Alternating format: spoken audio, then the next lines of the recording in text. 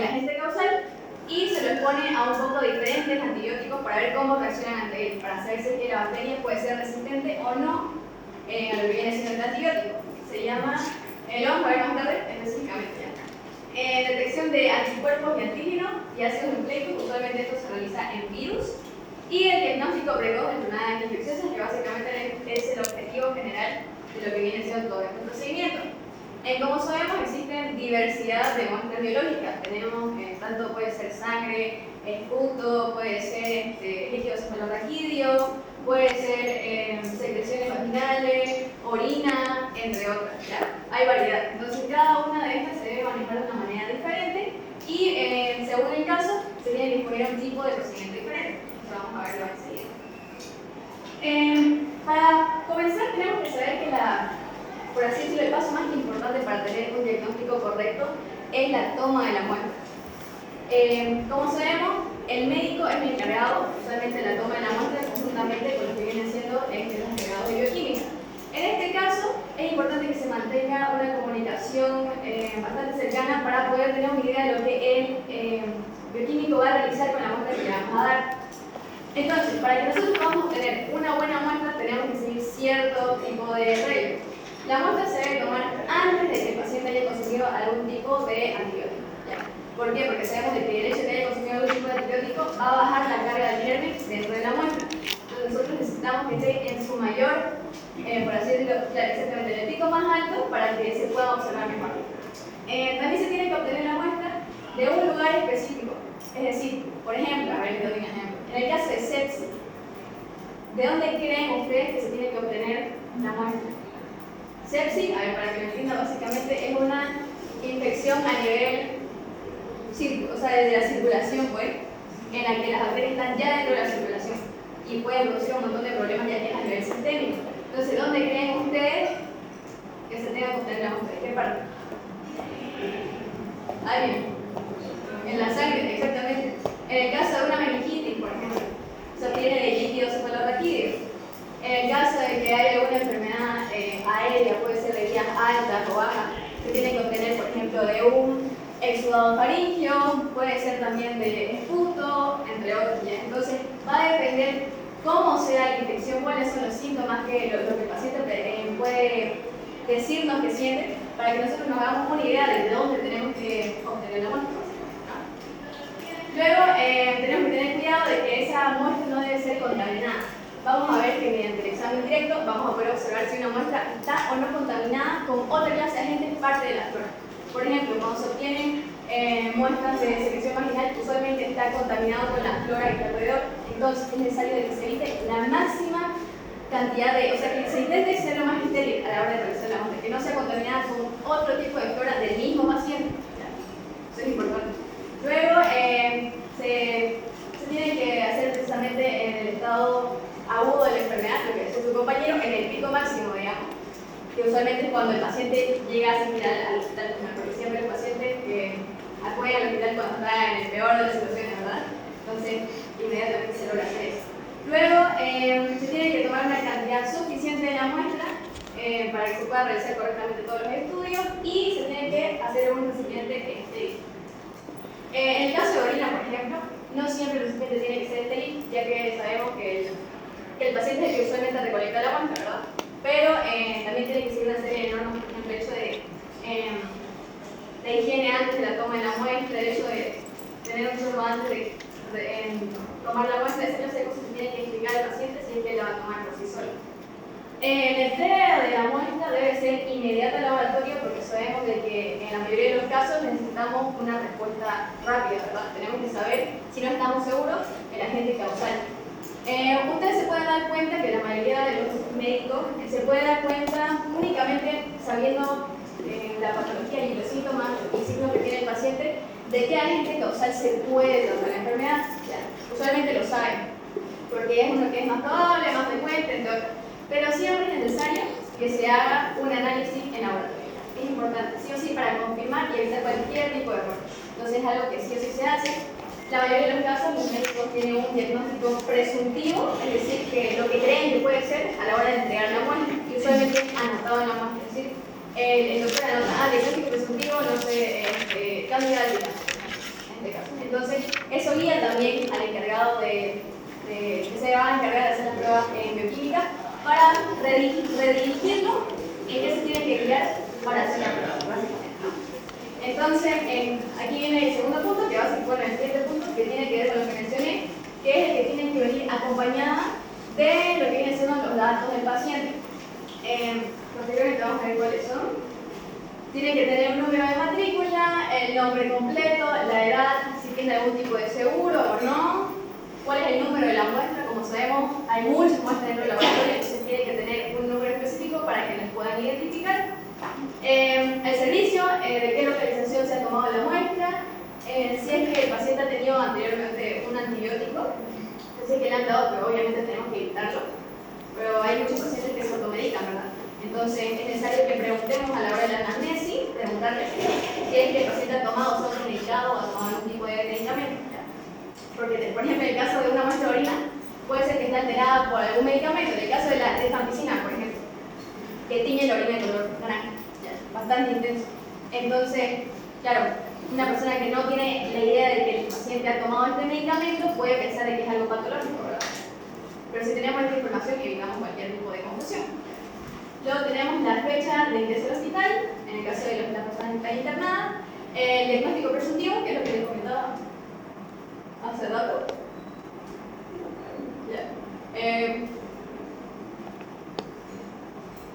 Ahorita. Bueno, el diagnóstico presuntivo y otros datos importantes. No sé por qué se apaga la tele.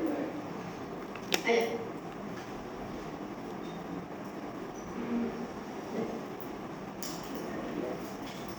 La fecha, en caso que ha sido expuesto a algún tipo de cirugía, también se tiene que notar. Y la fecha de ingreso, es decir, si es que el paciente ya ha sido dado de alta, en qué fecha salió. Estos son los pasos que se tienen que hacer para obtener un análisis bacteriológico. Primero se hace la toma de la muestra, como pueden ver en la imagen, en este caso es una obtención de líquido cefalorraquídeo. Luego tenemos el transporte de la muestra en conservación, es decir, que tiene que seguir cierto tipo de temperatura, manejarse con cuidado, entre otras. Ahí al fondo, por favor, la botella de agua abajo, porque gracias. Mejor si está en su mochila. Luego tenemos el examen macroscópico. En esta parte, lo que se encarga pues el médico es de ver a grandes rasgos cómo se ve la muestra. Por ejemplo, ahí pueden ver en la imagen la muestra de orina, si es que está turbia, si tiene otro color, por ejemplo, más rojo, entre otras, digamos, si tiene a veces presencia de pus, entre otro tipo de cosas. Entonces tiene que hacer un análisis a grandes rasgos de lo que viene siendo la muestra que estamos observando. Posteriormente se tiene que hacer un examen a nivel microscópico. Eso ya se hace precisamente con el examen directo, que es lo que vamos a ver ahora, en la que se analiza sin necesidad de ningún tipo de tinción la muestra directamente, ¿ya? A través del microscopio. Usualmente, como saben, hay diferentes objetivos en el microscopio. Tenemos de por 10, por 40, entre otros. Usualmente el examen microscópico normal se hace en por 40. ¿Ya? Siempre se va, no sé si es que saben enfocar el microscopio, ¿sí? Siempre se va del número más grande, es decir, donde se ve más de lejos la muestra, hasta el más específico. En el caso del por 100, se tiene que hacer con exactamente, con un líquido de extensión, precisamente. Aceite de inmersión. Luego tenemos la siembra de la muestra, que usualmente se hace un tipo de cultivo. Vamos a ver los tipos de cultivos igual, está dentro del tema. Y hay algunos que son selectivos y otros que son generales. Y tenemos la incubación en estufa, que básicamente, como les comentaba en la anterior clase, en estufa se ponen usualmente a temperatura pues, corporal, usualmente 35 grados más o menos, y se deja ahí durante 24 horas para que se pueda dar el crecimiento de la colonia. En el caso cuando es un cultivo sólido, así vamos a ver igual, se llama colonia, y si es líquido, se hace turbio, ¿ya? Entonces básicamente se lo expone a ese tipo de temperatura y condiciones ideales para que se pueda desarrollar. Luego tenemos el análisis biológico, que sí, eso es lo mismo, básicamente. Aquí son los pasos que le continúan. La identificación ya de la gente.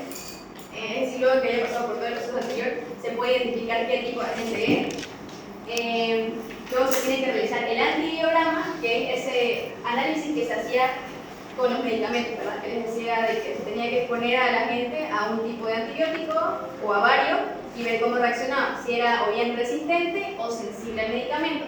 Entonces se hace mediante el antibiograma, que vamos a ver igual después, que puede producir unos halos diferentes, como ven en la imagen. Cuando hay un halo alrededor, es decir, esa circunferencia alrededor, quiere decir de que el agente es sensible a ese antibiótico, es decir, que sí le hace efecto, es útil, lo podemos ocupar. En el caso de que no se forme ese halo, quiere decir que la bacteria es resistente, o sea que no le hace efecto ese antibiótico ya. Eso lo vamos a ver igual, lo vamos a hacer igual en clase, se llama antibiograma. Luego se vuelve a hacer posteriormente una incubación, 24 horas usualmente, y se hace la lectura e interpretación de lo que viene siendo todo el análisis. El médico ya se encarga de analizar pues, los resultados y hacer un informe respecto a lo que los resultados que se han obtenido y informar al paciente posteriormente. El examen directo. Y aquí tenemos que saber de qué se hace con la muestra enfrente, es decir, de que directamente se puede utilizar la muestra que ha sido recién tomada. En este tipo de procedimiento no se necesita teñir nada, es así tal como está la muestra, y únicamente se ocupa usualmente una gota de lo que viene siendo la muestra, se pone bajo el microscopio, hay un portaobjeto, un cubreobjeto y se pone debajo del microscopio, ¿verdad? En este caso se tiene que observar más que todo estructuras celulares, lo que vienen siendo leucocitos, eritrocitos, células epiteliales o células en general, y levadura. ¿Por qué? ¿Por qué la bacteria tiene que ver? Porque las bacterias no se pueden observar en un examen enfrente, en un examen directo no se puede, tiene que estar teñida. Entonces aquí únicamente se ve esta clase de células. ¿Por qué leucocitos? En el caso de que haya leucocitos polimorfonucleares, digamos, puede indicarnos de que hay una infección de origen bacteriano, es decir, que haya pus, por ejemplo. ¿Ya? Y en el caso de que haya leucocitos morfonucleares, lo que viene siendo linfocitos y monocitos, nos indica que probablemente este tipo de enfermedad sea de origen viral o crónico. ¿Ya? Entonces, si es que polimorfonucleares, ¿qué nos indicaría? Bacteriana. Y si es mononucleares, así de simple. Entonces, vamos a ver en la siguiente diapositiva cuál es la cantidad, más o menos en el rango que debería ser normal o anormal de la cantidad cuando se observa en el microscopio, porque se cuentan, en este caso, por campo. Y luego tenemos los eritrocitos, que como sabemos, por ejemplo, en una muestra de orina, pueden haber eritrocitos ya que puede haber hematurias, por ejemplo, ¿ya? Que hay presencia de sangre en orina, por algún tipo de infección urinaria, ¿no? En este caso. Luego tenemos células epiteliales, porque puede llegar a haber una contaminación de la muestra, como les decía. Cuando hay presencia de células epiteliales pues de la piel, quiere decir que la muestra ha sido contaminada. Si es que es extrema esta contaminación, no es útil, por así decirlo, la muestra se tiene que volver a tomar. Y en el caso de que no sea demasiado significativo, se puede continuar con esa misma muestra. Luego tenemos levaduras, en el caso pues, de hongo. Y lo importante de esto es básicamente la visualización de microorganismos que podamos observar sin teñirlos, una evaluación clínica general y la observación, ¿no? Luego aquí tenemos lo que vienen siendo los parámetros que les comentaba. En el caso de los leucocitos, lo normal es de 1 a 2 por campo. En el caso de que el número exceda esta cantidad, quiere decir pues, que hay una infección de origen bacteriano. El eritrocito viene siendo de 0 a 1 por campo, casi nulo prácticamente, y célula en general igual de 0 a 1 por campo.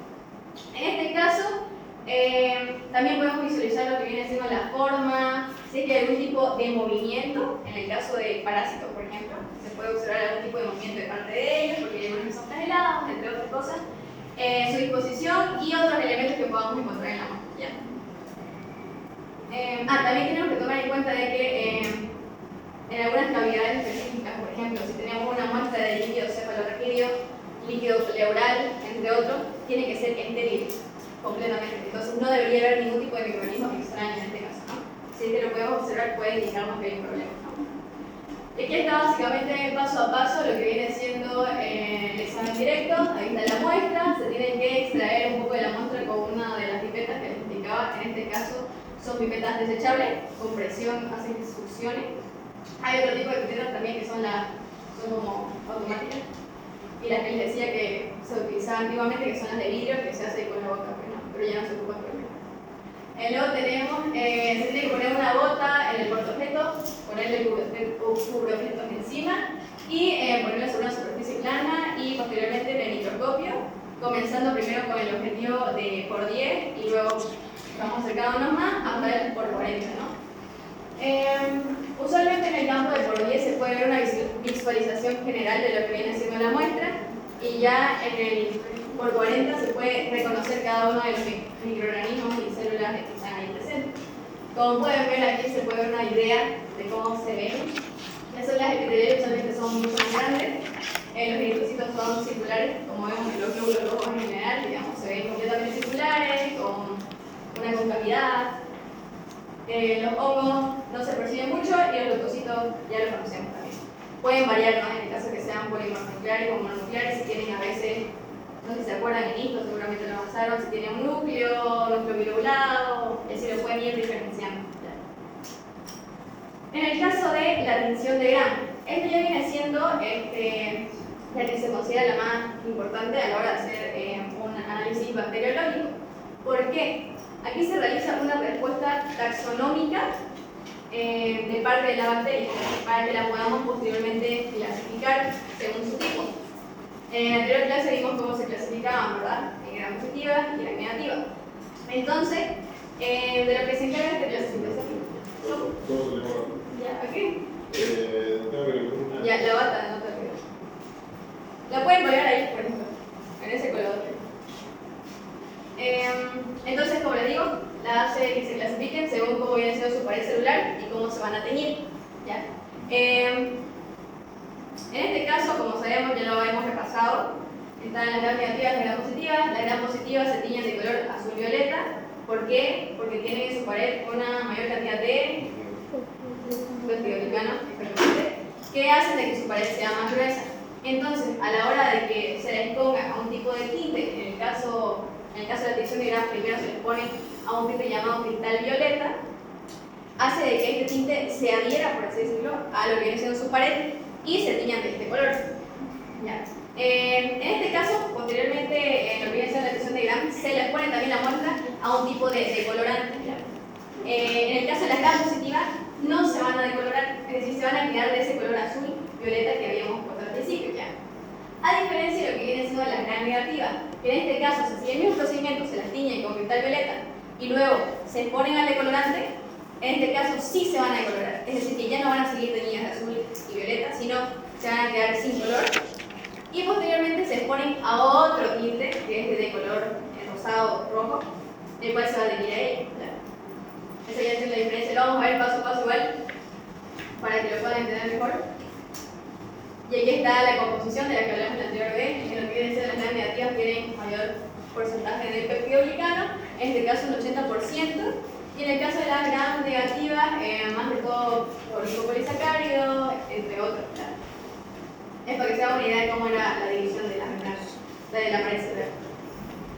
En este caso, aquí mediante este cuadro podemos observar la función de cada uno de los tipos de colorantes, mordientes y decolorantes a los que se va a ver expuesta la muestra a la hora de hacer la tinción de Gram. Primeramente, como les mencionaba, se les pone al colorante cristal violeta. En este caso tiene color azul-violeta y la cual se va a encargar de penetrar en lo que viene siendo la pared bacteriana, ¿no? Luego la vamos a exponer a una solución de Lugol, en este caso que es yodo yoduro, la cual actúa como mordiente. ¿A qué me refiero como mordiente? Esto quiere decir que es una especie de fijador para que la tinción se mantenga en la pared de la bacteria. ¿Ya? Entonces lo fija básicamente. Mediante una reacción en la que se produce una reacción de insolubilidad, por así decirlo. Como saben, el concepto es como que yo quisiera poner aceite sobre agua, no se llevan, por así decirlo, entonces es insoluble el aceite en agua, ¿verdad? Entonces en este caso produce algo similar, lo que hace de que este tipo de tinción, lo que viene siendo el cristal violeta, se quede fijado en la pared de la bacteria. ¿Ya? Luego le ponemos a lo que viene siendo el alcohol acetona, que es un decolorante, que como sabemos lo que viene siendo las gram positivas, van a quedarse, no se van a decolorar, es decir, se van a quedar de color azul violeta, y las gram negativas se van a decolorar y van a quedar sin color, ¿no? Y luego se les pone a la otra tinción, que viene siendo la safranina, que se considera de contraste, la que hace de que las bacterias gram negativas se tiñan de este color. ¿Ya? Aquí pueden ver el ejemplo, básicamente. Aquí está el cristal violeta, se pone la muestra al color cristal violeta, violeta azul, luego se le pasa por el yodo, en este se produce la fijación, posteriormente se la expone al alcohol etílico, que es, como sabemos, transparente, o alcohol cetano igual, y hace de que las gram positivas se queden teñidas y las gram negativas se destiñen, ¿verdad? Y luego tenemos la safranina, que es de color rosado rojo, que hace de que las restantes, es decir, las gram negativas, se tiñan de color rojo rosado, ¿no? Así podemos diferenciarlas en una misma muestra. En este caso, ¿qué pueden observar aquí?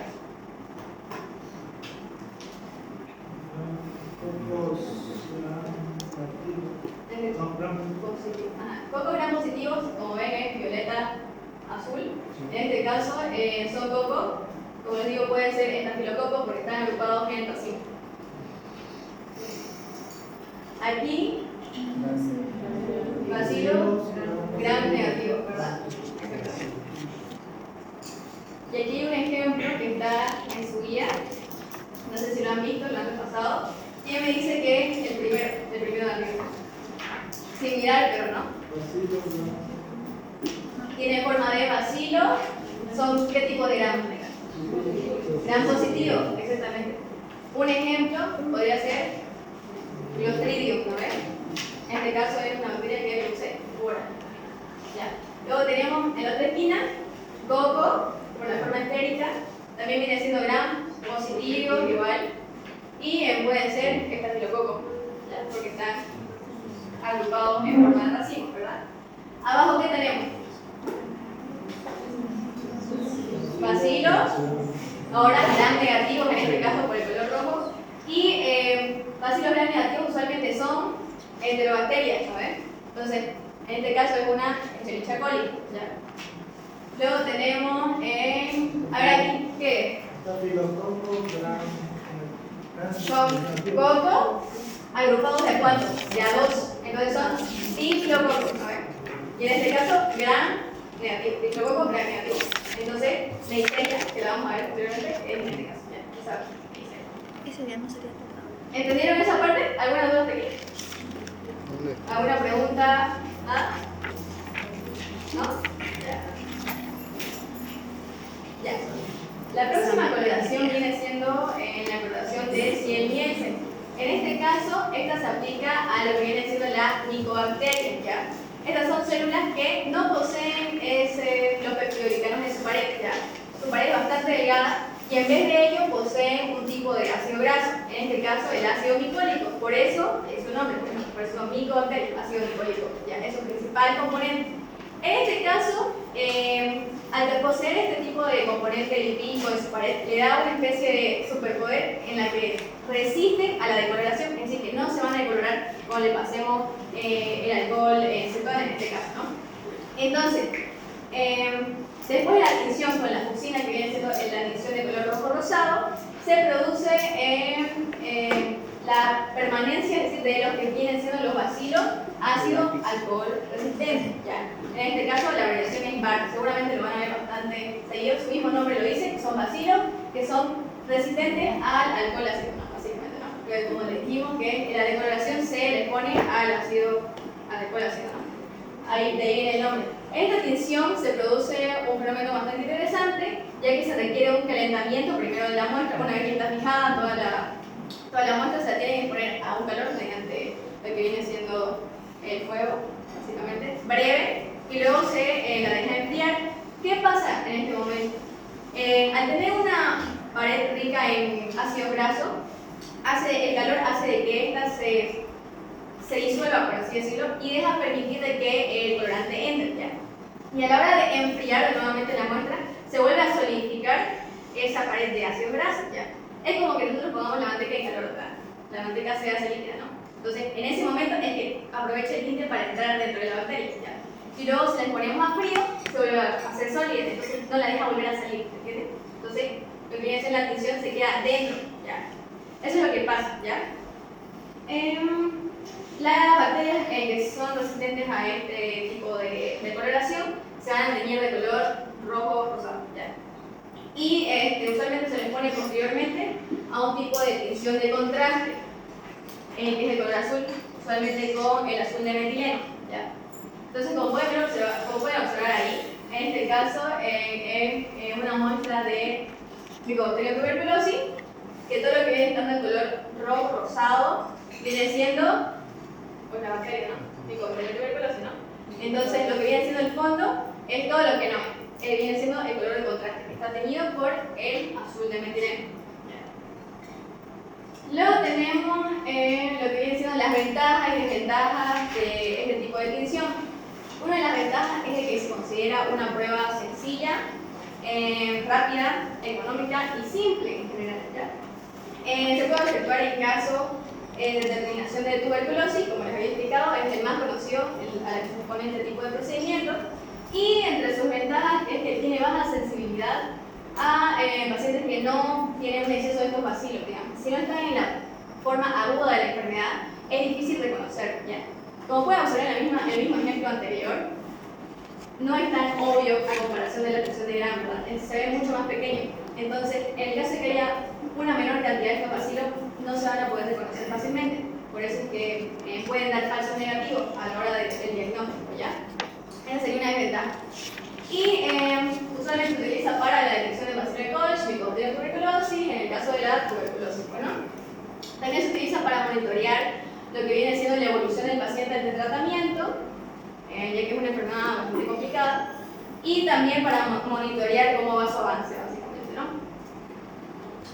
En el caso de los pasos de la detección de Ciel y Nielsen, estos son los diferentes tipos de colorantes y decolorantes que se va a utilizar. Si se dan cuenta, son diferentes. El primero viene siendo la fucsina, que es el colorante de color rojo, por eso fucsia, se puede acordar de rosado, ¿no? Fucsina. Luego el alcohol ácido, que es el decolorante, en la cual se van a decolorar todo lo que no viene siendo los bacilos ácido alcohol resistentes, ¿no? Ya. Mientras que los bacilos ácido alcohol resistentes se van a quedar con ese color rosado, ¿no? Y luego le vamos a exponer al azul de metileno, que como les dije es el colorante de contraste que va a ir en el fondo. Todo lo demás que no sea bacilo ácido alcohol resistente se va a teñir azul. ¿Ya? Y aquí viene siendo el orden para que se guíen. Cuando es ácido alcohol resistente, se queda, pues, una vez lo teñí, se queda todo el tiempo rojo, para que lo entiendan más fácil. Y en el caso de que no sea ácido alcohol resistente, se tiñe, se destiñe y luego se hace azul. ¿Verdad? ¿Hasta ahí lo tienen claro? ¿Me entendieron las diferencias entre tinción de Gram y tinción de Ciel Nielsen? ¿Sí? ¿Alguna duda que tengan? ¿No? ¿Todo bien? ¿Nadie? Vamos a continuar. Aquí está el ejemplo, se ve un poquito más detallado de cómo se hace en la práctica la tinción. Como pueden observar, aquí está la muestra de puto, en el caso de tuberculosis. Se tiene que hacer extendido fino y homogéneo en el portaobjeto. Luego se lo tiene que dejar enfriar a temperatura ambiente, bueno, dejar que seque más que todo para que se fije. Luego se tiene que exponer a la muestra al fuego para que se pueda poner la muestra, así que se seque y todo eso. Y luego, como saben, aquí pueden verlo en la imagen de que no está teñido con ningún color, ¿verdad? Porque sigue siendo únicamente punto, ¿no? Luego se le agrega la fucsina, se la deja actuar durante 5 minutos y eso hace que toda la muestra completamente se tiña de color rojo. Luego se les pone a calor, precisamente para que se dé la reacción que les comentaba con los ácidos grasos, ¿verdad? Y luego se la deja enfriar en agua, destilada. Posteriormente se agrega el alcohol ácido, un minuto solamente se lo riega por encima para que pueda barrer todo lo que no es ácido alcohol resistente y se quedan únicamente los bacilos con el color rojo, ¿ya? Y luego lo exponemos al azul de metileno, produciendo una reacción, como habíamos visto, de contraste en la que se puede diferenciar más que todo, ver más claramente la diferencia entre el azul y el rojo, ¿no? Se tiene que dejar secar y ver al microscopio en 100, ¿verdad? Con aceite de inmersión.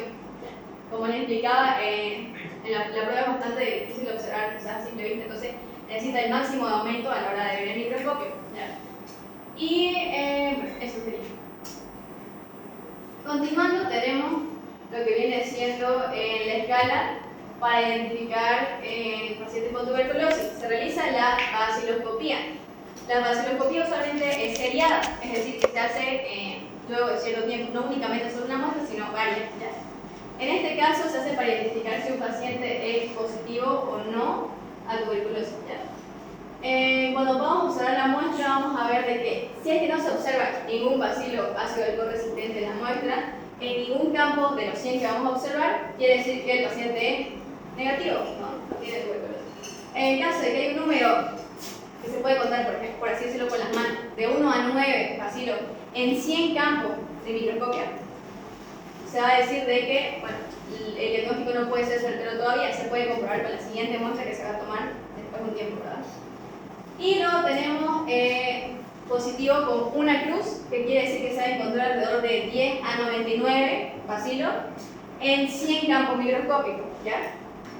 Luego tenemos dos cruces positivas, en las que se observan de 1 a 10 bacilos, pero ahora en 50 campos microscópicos, es decir, se va reduciendo a la mitad, pero la cantidad de bacilos aumenta. No sé si se dan cuenta la diferencia, ¿verdad?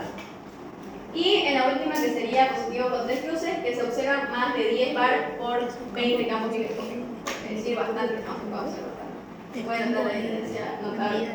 En este caso, por ejemplo, si obtuviese un diagnóstico con la segunda forma, se tiene que confirmar con la siguiente prueba que se va a analizar. En el caso, digamos, que la siguiente prueba ya salga un positivo con 2 cruces, ya podemos entender de que el paciente ha sido positivo de tuberculosis. Ahora vamos a ver lo que viene siendo los cultivos. Nosotros tenemos que entender de que existen diferentes tipos de cultivos, pero ¿cuál es el fin de ellos? En un cultivo se expone a la bacteria a un ambiente perfecto, ideal para ella, para que se pueda desarrollar ya. En ella, ahí le dan, por así decirlo, está compuesto por nutrientes, proteínas, diferentes sustancias que van a hacer de que la bacteria se pueda reproducir y pueda crecer de manera normal. ¿Ya? Entonces, como que lo pongan en un hotel en la que tiene todas sus comodidades, básicamente, y pueda desarrollarse como ella desee, ¿no? Con el fin de poder observar su desarrollo y podamos identificar el tipo de bacteria que va a ser la que está dentro del cultivo, ¿no? En este caso, como les digo, las muestras pueden ser de diferentes sustancias, pueden ser orina, esputo, diferentes tipos de secreciones, líquido cefalorraquídeo, líquido pleural, peritoneal, sinovial, entre otros. ¿Ya? Como les explicaba, existen diferentes tipos de medios de cultivo. Tenemos los medios sólidos, que van a ser los que se pueden observar en la imagen. Usualmente se están dentro de una caja Petri, que se llama la cajita circular de plástico que se puede observar. Como les decía, tiene un medio sólido, en este caso se conoce como agar, que está formado por diferentes tipos de algas marinas, ¿ya? Conjuntamente con lo que vienen siendo los nutrientes que le aportan a la bacteria, los carbohidratos, las proteínas, las sales que tienen o minerales que tienen para proporcionar a la bacteria y poder desarrollarse bien. Se utiliza en el caso de bacterias aisladas, es decir, la aíslan a la bacteria con el fin de que puedan observar su crecimiento y identificarla, ¿no? En este caso, se estudia la morfología de la colonia, ya que hay variaciones, cada colonia puede verse diferente en color, consistencia, entre otras, y así puede ser más fácil su identificación. Y, como les dije, es sobre una sustancia sólida. En el caso hay diferentes tipos de agares sólidos. Tenemos el agar sangre, que se utiliza, pues básicamente diferentes tipos de sangre. Puede ser de vaca, de sangre de conejo, de caballo e incluso de humanos también en algunos casos. ¿Cuál es el fin de ella? Ella desea evaluar cuál es el grado de hemólisis que produce la bacteria. ¿A qué me refiero con hemólisis? Es decir, ¿alguien me puede decir? La palabra dice hemo, de sangre, y lisis, destrucción. Entonces, ¿cuál es el nivel de destrucción de eritrocitos que puede hacer la sangre, no? Porque que puede hacer la bacteria en la sangre. En este caso, existen diferentes tipos de bacterias que producen enzimas hemolíticas, conocidas como hemolicina, que básicamente se encargan de destruir lo que vienen siendo los glóbulos rojos, ¿no? Entonces, mediante estos tipos de agares podemos identificar cuál es el grado, cuál es el tipo de hemólisis que tiene. Hay diferentes tipos, tenemos en beta, gamma y alfa. En el caso de la beta, es la que significa que hay un tipo de hemólisis completa, es decir, es la que produce más hemólisis en comparación a las demás. alfa se considera incompleta, inconclusa, y la gamma quiere decir de que no hay hemólisis. Posteriormente vamos a ver algunas características, ya que hay algunos cocos que tienen, más que todo estreptococos y estafilococos que tienen esa característica de ser beta hemolítico, alto hemolítico, entre otros. Entonces, este se considera un tipo de agar que no es selectivo, es decir, que puede reproducirse y multiplicarse cualquier tipo de bacteria. Entonces no es selectivo, es como el general, el estándar. Luego tenemos el agar chocolate, que en este caso también es un agar hecho de sangre, pero que ha sido expuesto a una lisis por calor, por lo que se pueden ver, el color es un poco más oscuro de la sangre. Entonces esa vendría siendo la diferencia, y se utiliza principalmente para el desarrollo de diferentes bacterias respiratorias. Tenemos, por ejemplo, Haemophilus influenzae, entre otras, porque son los más generales, ¿no?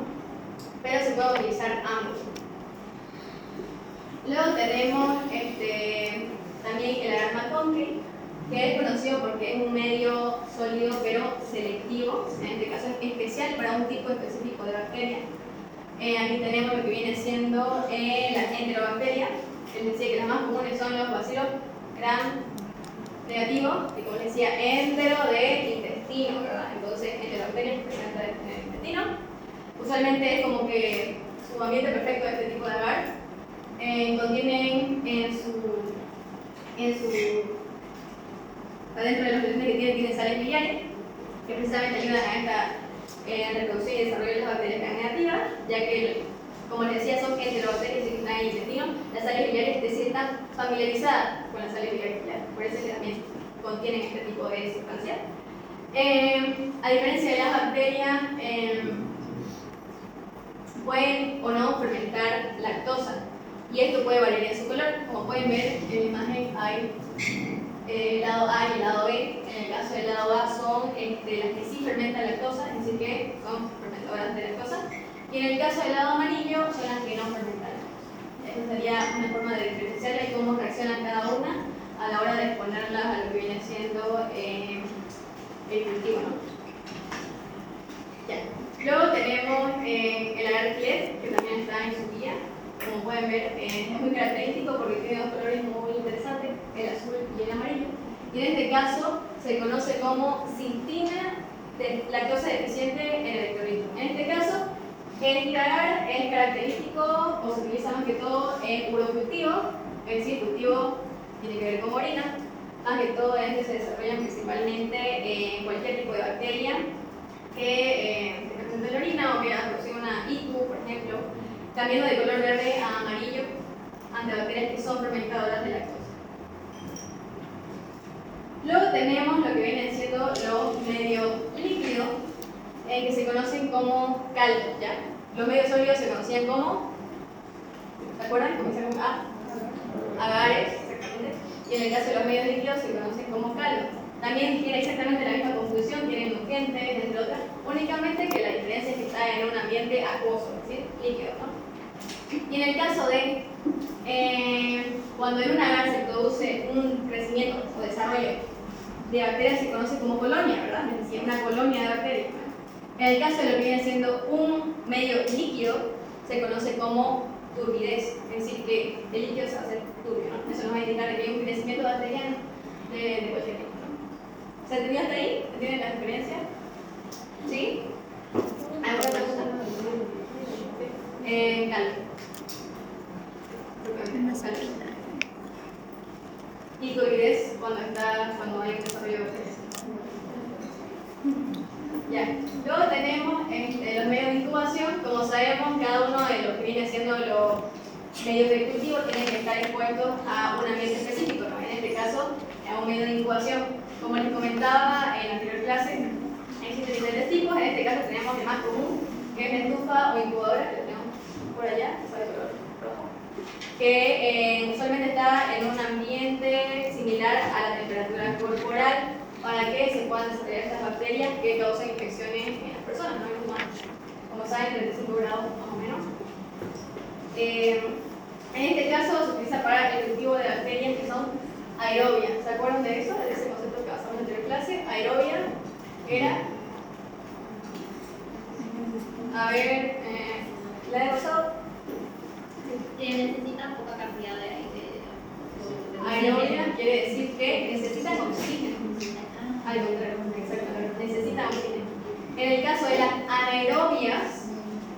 las que no necesitan oxígeno. ¿Ya? Esa es la diferencia. Usualmente las personas se confunden. Luego tenemos la jarra Gaspar, que en este caso es un cultivo específico para bacterias anaerobias. Esta jarra lo que hace es reducir lo que viene siendo el porcentaje de oxígeno dentro, entonces hace de que haya únicamente dióxido de carbono. ¿Ya? Entonces es ideal para lo que viene siendo las bacterias anaerobias. ¿Ya? También tenemos el frasco de vela encendida, que esto es lo que a mí, cuando yo lo aprendí, me pareció muy interesante, porque no se acuerdan que igual existen algún tipo de bacterias que son micrográficas, ¿no? Así que están relacionadas, o sea, les gusta tanto tener un porcentaje de oxígeno como de dióxido de carbono, ¿verdad? Entonces, dentro de lo que viene siendo este frasco, existe un frasco normal lleno de aire, ¿no? Con una vela. Entonces, ¿qué produce esta vela? El humo de la vela tiene dióxido de carbono, entonces hace de que haya una combinación de ambos. Y ahí es donde se produce la reproducción, pues básicamente de la bacteria. O sea, a mí me pareció muy interesante porque suena algo bastante simple, pero en realidad tiene mucho sentido. Continuando, tenemos que saber cómo tenemos que hacer a través de los días para poder como tener un seguimiento de lo que viene siendo el cultivo que hemos nosotros sembrado. ¿Ya?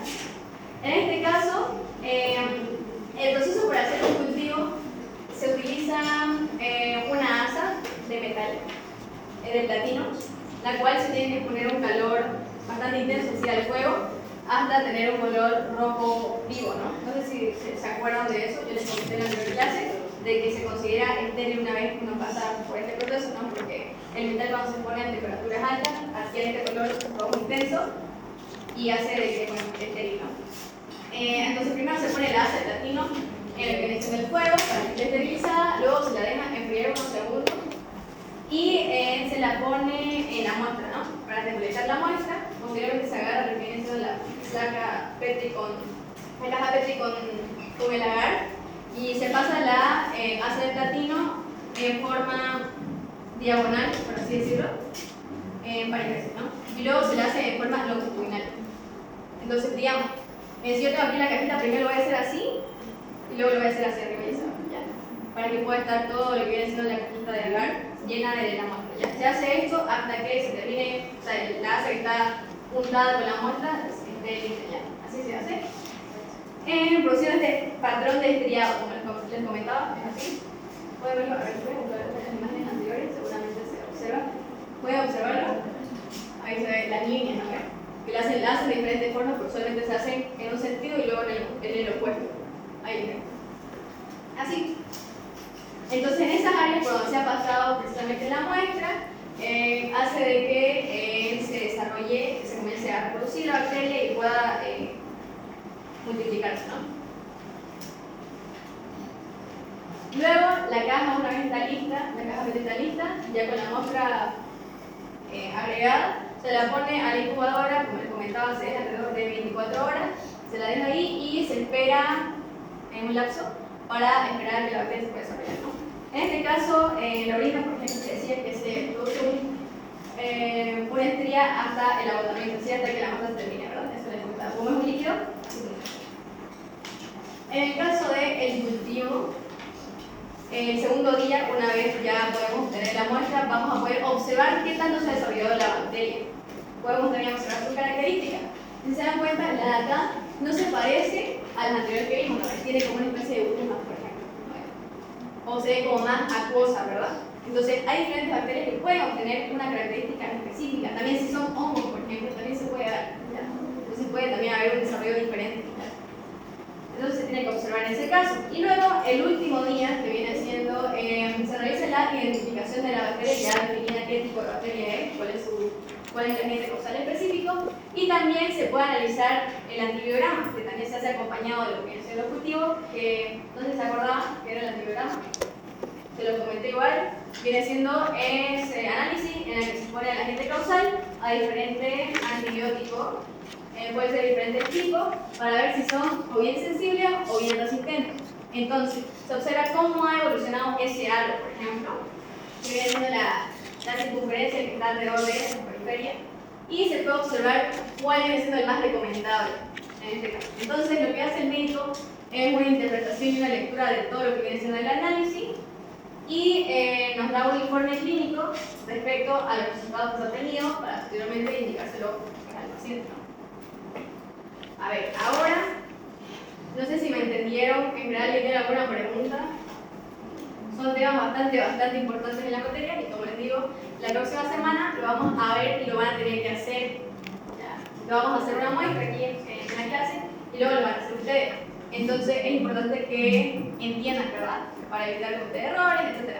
¿Tienen alguna pregunta?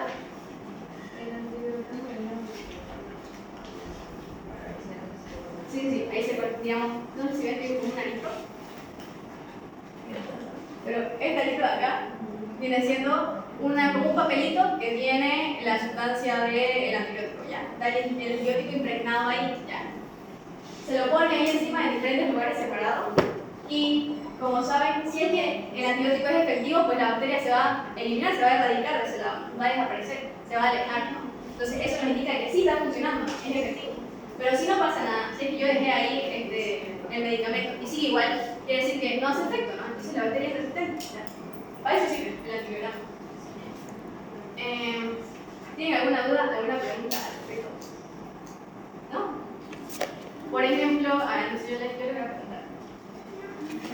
¿Cuál es la característica? Vamos a volver a lo básico, ¿no? ¿Cuál es la característica principal de lo que viene siendo una bacteria gram positiva? A ver, voy a con nombre. Bueno, no sé su nombre todavía, pero ¿usted? ¿Cuál es tu nombre? Cristian. ¿Más fuerte? Cristian. Sería la membrana. La cantidad de peptidoglicano que contiene la bacteria gram positiva. En este caso, ¿es mayor o menor? Mayor. Exactamente. Entonces, ¿quién me dice si es que es mayor la cantidad de peptidoglicano? ¿Qué va a pasar? ¿La bacteria se va a teñir mejor o peor? Se va a teñir mejor. Se va a teñir mejor. En este caso, la gran de color azul violeta, exactamente. Si es que yo tengo una bacteria que es una enterobacteria, ¿ya? Que es un bacilo gram negativo. ¿En qué agar yo lo pondría? ¿Cuál sería el más recomendable? Es un agar específico. ¿Más fuerte? Exactamente, agar más que sería el ideal, ¿no? Y aquí, ¿cómo sabemos si es lactosa positivo o lactosa? Si es fermentadora de lactosa o no. Si es que es rosado, lo es. Es fermentador de lactosa, y si es amarillo, no lo es, ¿no? Luego, ¿qué más les puedo contar? ¿Qué cosas tienen que estar escritas en la muestra a la hora de entregarla al laboratorio? ¿Qué datos tienen que estar ahí? Que son esenciales. Dígame 5 más importantes. Nombre, fecha, Número de muestra. Bien. Más de todo. Sí, está bien. Tenemos que priorizar, por ejemplo, la identificación de lo que viene siendo el número de muestra, el nombre del paciente, edad, si tiene algún tipo, lo que viene siendo el diagnóstico presuntivo, así igual se tiene. ¿Ya? En el caso de hacer una tinción de gram, ¿cuál es el principal, por así decirlo, tinte que se utiliza al principio? El tinte. A ver, ¿usted qué clase? No. ¿Cuál es el tinte que se utiliza a la hora de hacer una tinción de gram? El primero que se utiliza. No. Ajá. A la hora hay que diferenciarlo, eso es importante. La tinción de gram se utiliza en bacterias gram positivas, gram negativas, ¿verdad? La tinción de ciel miel se ocupa en caso de bacterias que son micobacterias, ¿verdad? Que tienen ácidos glicólicos en su pared. ¿Ya? Esa es la diferencia. Así que si yo le hago una tinción de gram a una muestra de fruto de un paciente con tuberculosis, no va a funcionar. No se va a ver nada en la tinción de gram. ¿Ya? Únicamente con la tinción de ciel miel. ¿Ya? Esa es la diferencia. Entonces, respondiendo a la pregunta que les hice, el primer tinte que se ocupa a la hora de hacer la tinción de gram es el cristal violeta. ¿Ya? A diferencia del azul de metileno que dijeron, ¿verdad? El azul de metileno se utiliza como contraste a la hora de hacer la tinción de ciel miel, ¿verdad? Es el último paso a la hora de hacer la tinción de ciel miel. ¿Ya? Eso es la diferencia, no tiene que confundirse con los colores. Por ejemplo, también existe la safranina y la fucsina, ¿no ves? Son diferentes. La safranina se ocupa en tinción de gram y la fucsina en tinción de ciel miel, ¿ya? No son lo mismo, ¿ya? Es importante que lo tomamos en cuenta. A ver, otra pregunta. ¿Alguien me puede dar un un ejemplo, o qué cosas se pueden observar en un análisis macroscópico de una muestra de esputo, por ejemplo? Macroscópico, a grandes rasgos, ¿qué podemos ver? A ver, ¿usted? ¿Cuál es tu nombre? Joel. Pues ya. ¿Qué puedes observar a grandes rasgos en una muestra de esputo? Que te pueda parecer inusual. Puede ser exactamente el color, digamos, si es verdoso, entre otros. También puede ser si hay presencia de sangre o no. En caso de tuberculosis pueden haber tintos de sangre o incluso en más cantidad. Entonces nos puede ayudar a identificar a grandes rasgos si es que puede ser un paciente posiblemente con tos, claro, o sea, sangre, toser con sangre, pues básicamente esputo con sangre, ¿no? O hemoptis. Otra pregunta, a ver, en el caso de un análisis microscópico, ¿cómo se tiene que utilizar el microscopio? ¿En qué, cuál tiene que ser el objetivo primero? ¿Qué cantidad? Sabemos que hay por 10, por 40. Primero por 10 y luego por 40. ¿Y qué se busca en ese tipo de análisis? El examen directo, ¿qué se busca identificar visualmente?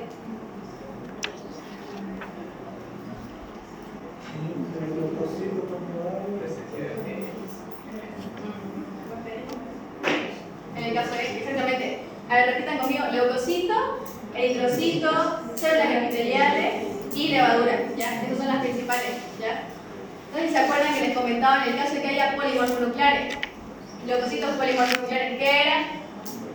¿Qué nos indicaba una infección de origen bacteriano? Y si son mononucleares, virales, exactamente, eso es importante. Si es que hay un paciente que tiene eritrocitos en la orina, por ejemplo, yo puedo sospechar de que hay una ITU, una infección del tracto urinario, porque una característica se puede dar hematuria, es decir, sangre en la orina, ¿ya? Entonces es importante por eso que observemos. Luego tenemos, ¿cuánto tiempo se deja en incubación en la estufa un cultivo? 24 horas, alrededor de 24 horas. Hay excepciones. Por ejemplo, existe un agar, que no lo he mencionado, que se llama Lowenstein-Jensen, ¿ya? Este se ocupa en este caso, ¿ya? También está especialmente en tuberculosis, ¿ya? Pero la característica de es que su incubación, su incubación es muy larga, es decir, tarda semanas o incluso más en poder dar un resultado. Es por eso que a la hora de la tuberculosis se requiere lo que viene a ser la osciloscopía seriada, ¿ya? Que les había indicado igual, con los criterios de una cruz positiva, 2 cruces, 3 cruces, ¿verdad?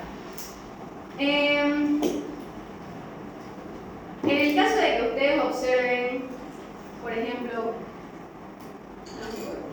¿cuál es la función de el yodo o yoduro a la hora de ponerlo ante una televisión de grano? ¿Qué es lo que hacían? ¿Se acuerdan? Si yo primero lo pongo en cristal violeta, se tiñe la muestra, ¿verdad? Y luego, ¿qué hace? Saquen esto yo para que no se salga. Necesito un fijador de color. Entonces, lo que viene haciendo el yoduro es un fijador que produce esa reacción insoluble que yo les decía, de que hace que no se pueda deteñir, básicamente, ¿no? Y ahí tenemos posteriormente el alcohol. ¿Qué va a hacer encima de la muestra? La va a decolorar. En el caso de una coloración de distinción de Ciel-Nielsen, ¿cómo se llaman los bacilos que yo voy a observar? Los que sí van a quedar teniendo un color rojo. Bar, exactamente. Bacilo, ácido alcohol resistente, que tienen la característica de que son resistentes a la decoloración, es decir, que se van a quedar teñidos todo el tiempo ya. Está bien.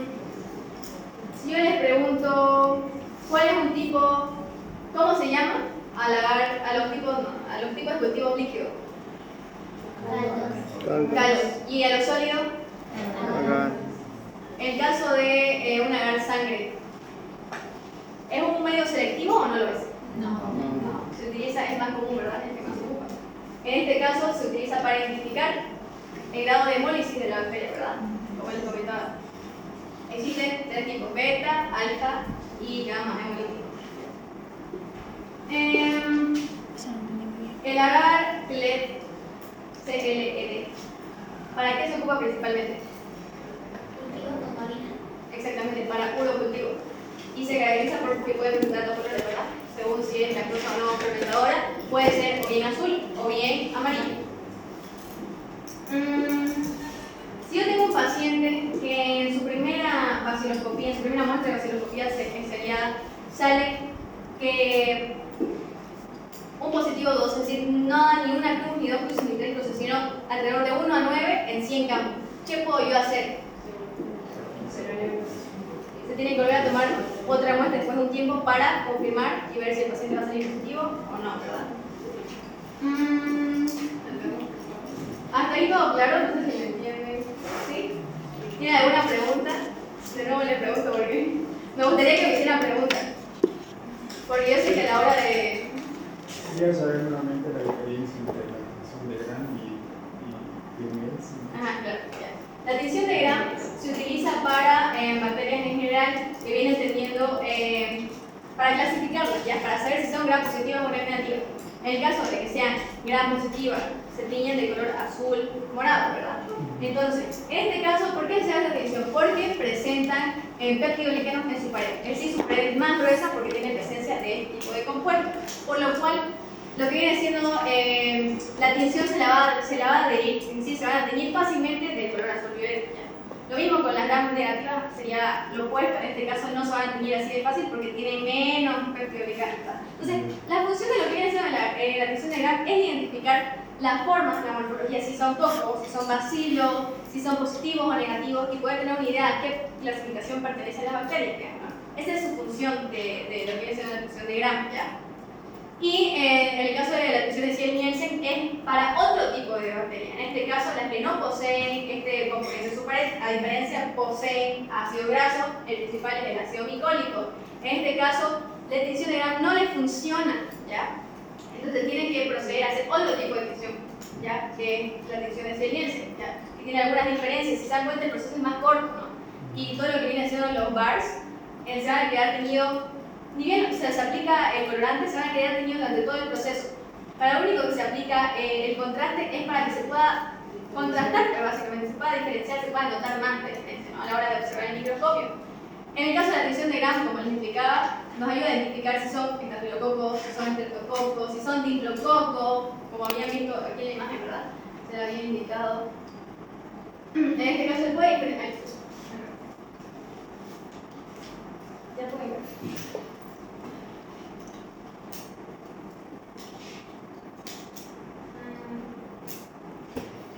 Pero no sé si se acuerdan, les mostré una imagen de 4 en la que se podía observar de que había diferencias. Digamos. En esta esquina, no sé si se acuerdan, había diferentes tipos de bacilos que eran Gram positivos, que eran de color azul violeta y que nos indicaba de que podía ser un Clostridium, ¿verdad? Porque coincidía con las características. En su guía también lo menciona la doctora. Luego teníamos en la otra esquina, voy a seguir un poquito. En la otra esquina se podía observar de que había ahora sí. Ya, en la otra esquina se podía observar igual también eran Gram positivos. En este caso se ve claramente la diferencia, ¿no? Se ven que son pocos, se ven redondos y están agrupados, y por eso le decía que puede ser estafilococo. Ya. Entonces, esa es la función únicamente de diferenciar, poder hacernos una idea de qué clasificación puede seguir, digamos. Si yo sé que es un estafilococo, puedo saber que es estafilococo aureus, por ejemplo, ¿no? O sea, me puedo guiar de eso. O sea, me puede indicar, como son tantas bacterias, se clasifican de tantas formas diferentes, yo únicamente sabiendo que es una bacteria, no puedo identificar de cuál es, entonces yo necesito una guía. Entonces la tinción de Gram es precisamente eso, me indica hacia dónde ir, hacia dónde yo me puedo guiar para mi diagnóstico. ¿Ya? En esto se basa. Existen diferentes tipos de enfermedades que producen las bacterias que tienen características similares. Por ejemplo, a nivel respiratorio, todas pueden producir síntomas respiratorios, lo que viene siendo tos, expectoración, entre otras, muchas pueden producirlo. Entonces, ¿cómo yo me voy a dar cuenta de la diferencia? Gracias a la tinción de Gram, que me indica hacia dónde puedo dirigirme, ¿no? Esa es su función. Lo mismo en el caso de la tinción de Ciel-Nielsen, ¿ya? Y como puedo observar la de abajo, entonces se acuerdan, igual les comenté, de que son bacilos, Gram negativos, y usualmente los bacilos Gram negativos son enterobacterias, les comentaba. Entonces, esta es una Escherichia coli, que es la más conocida de las enterobacterias, la más común, es la que produce en su mayor cantidad más infecciones de tracto urinario. Como saben, ¿por qué produce más infecciones de tracto urinario? Porque pues básicamente en lo que viene siendo el ano está cerca de la uretra, ¿verdad? Entonces la bacteria puede haber contaminación cruzada, entonces las bacterias pueden pasar fácilmente a lo que viene siendo el tracto urinario, ¿ya? Entonces producen, si llegan a la vejiga, a los riñones, pueden producir cualquier tipo de infección urinaria, ¿ya? Entonces por eso le digo que es la más común, ¿ya? Porque es flora comensal, no se ha avanzado esa parte, lo que viene siendo la flora natural del cuerpo. En el caso del intestino tenemos diferentes tipos de bacterias que se encargan, que son buenas, que se encargan de degradar diferentes alimentos, sustancias, entre otras. Entonces, tenemos nosotros bacterias dentro de nosotros, tenemos nuestra microbiota normal de bacterias, ¿ya? Entonces, en el caso de que esta escape por alguna otra razón o se llegue a contaminar otra área que no debería tener bacterias, puede producirse algún tipo de infección. En el caso, como sabemos, digamos, nuestros pulmones, el área de nuestra cavidad pulmonar, debería ser estéril, el líquido pleural estéril, el líquido cefalorraquídeo estéril, ¿ya?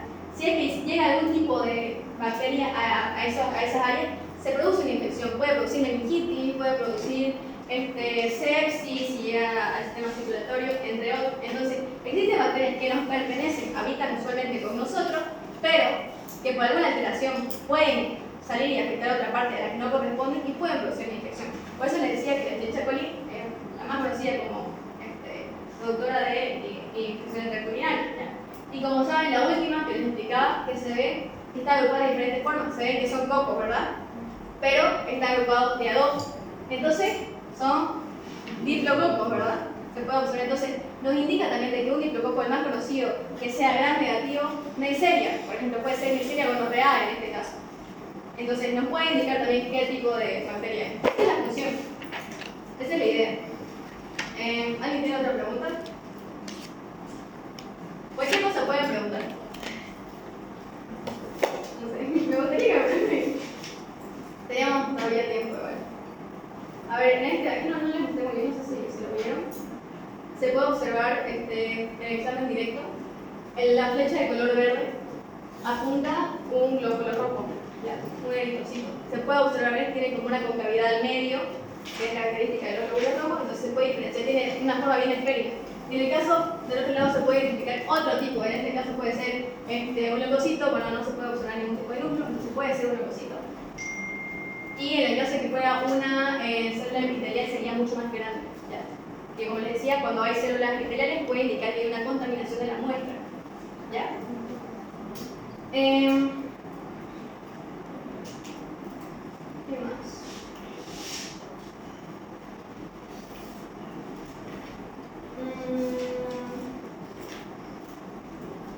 Aquí está otra vez lo de las distinciones C y S.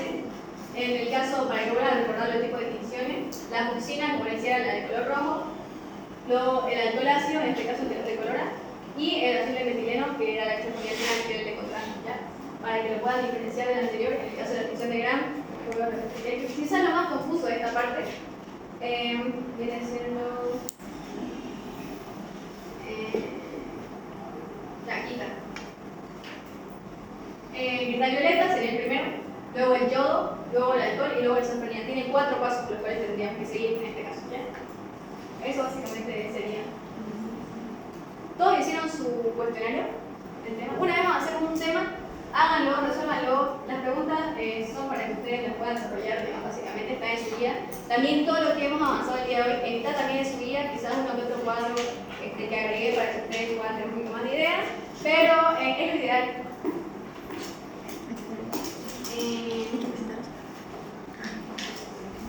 Hice el primero. Eso, sería todo. Ya no. ¿Llenaron todas las listas? Sí. Ya, para la próxima clase, todos traigan guantes, por si acaso. Porque como vamos a manipular, se lo viene siendo diferentes tipos de distinción, no vamos a meter las manos, entonces todos traigan guantes. Y como saben, bata cerrada, etc. Me pasa la deposición.